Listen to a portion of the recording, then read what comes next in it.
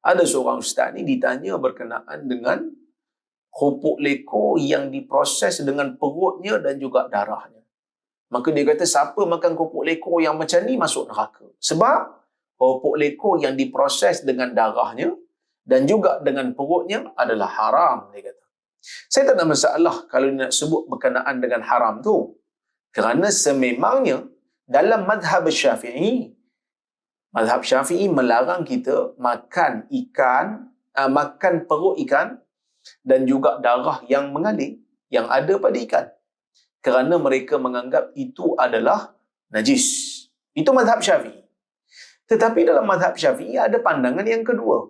Pandangan yang mengatakan perut ikan dan darah ikan adalah dimaafkan, adalah tidak najis. Sebab dia kata bangkai ikan pun tak najis, daging ikan tu pun tak najis, takkanlah perut ikan najis, takkanlah darah dia pun najis. Maka dalam mazhab Syafi'i ada dua pendapat. Ada yang kata najis, ada yang kata tak najis. Saya bukan nak fokus sebab tu.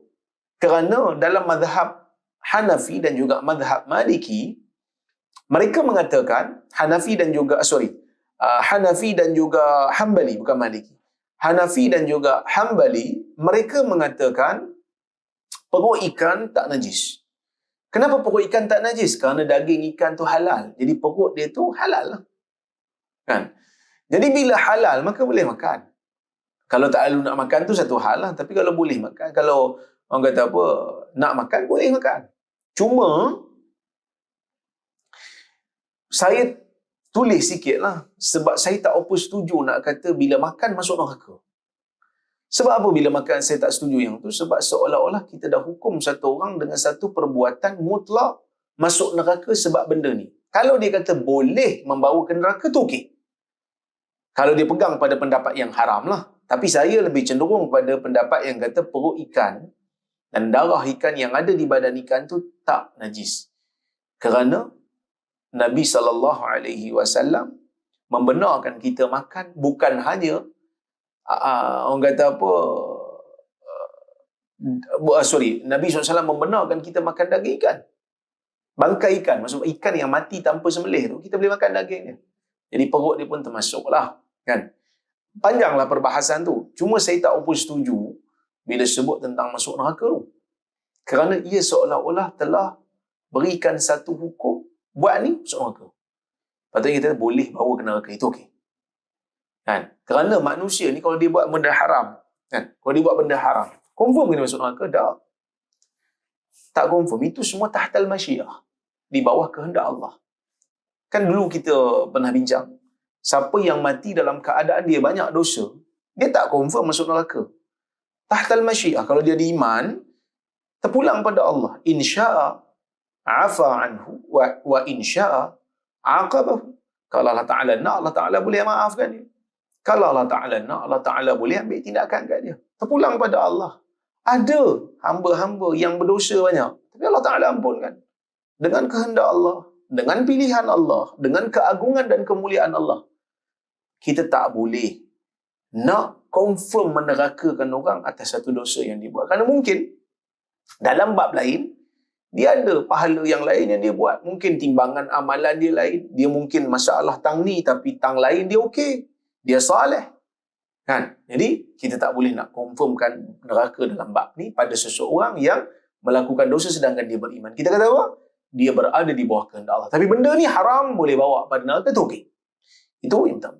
Bila saya tulis, tuan-tuan, itu je niat saya. Tapi netizen ni, oleh kerana yang saya tulis ni berkenaan dengan tokoh besar, kan, ada pengikut yang ramai, mungkin jutaan orang duk follow dia, duk minat kat dia, saya kena bambu. Kan, saya kena kutuk, kena kritik, kononnya saya ni kempen makan tai. Cuba tuan-tuan bayang, kerana saya tak boleh nak brain. Dulu orang kata kita tak hormat mazhab, tapi hari ini saya tengok penyokong ustaz ni dah macam langsung tak hormat pada mazhab Hanafi, tak hormat pada Hambali, sedangkan mereka yang memfatwakan benda tu halal untuk dimakan. Bahkan tuan-tuan, kita bila beli kerupuk lekor tepi jalan ni, kita tanya ke kerupuk lekor ni campur dengan tai ke ataupun tak? Tak semua kita mampu nak tanya. Kadang-kadang ada kerupuk lekor yang kita tak tahu pun macam mana cara dia proses. Jadi kita juga kena beri Kena bagi hukum, satu hukum bagi orang yang makan kumpul ekor dalam keadaan dia tak tahu prosesnya macam mana. Halal untuk dia makan. Sebab benda yang dia tak tahu, asal ikan halal. Sehingga dia buktikan sebaliknya. Tapi itulah kadang-kadang bila kita nak sebutkan kebenaran ni, kita kena berdepan dengan ketaksuban. Kita kena berdepan dengan ketaksuban melebihi daripada fakta. Atas kertas nampaknya senang. Atas kertas ni nampaknya senang. Nak sebut benda yang betul, nak sebut benda yang simple, sepatutnya setujulah. Kita tak setuju untuk menerakakan orang. Tapi manusia, tuan-tuan, kadang-kadang emosi lebih diutamakan daripada akal fikiran, daripada logika, daripada logik yang ada pada mereka. Ini benda yang menakutkan sebenarnya. Tapi, yalah, kita nak buat macam mana kan? Terpaksa terima jugalah. Okey.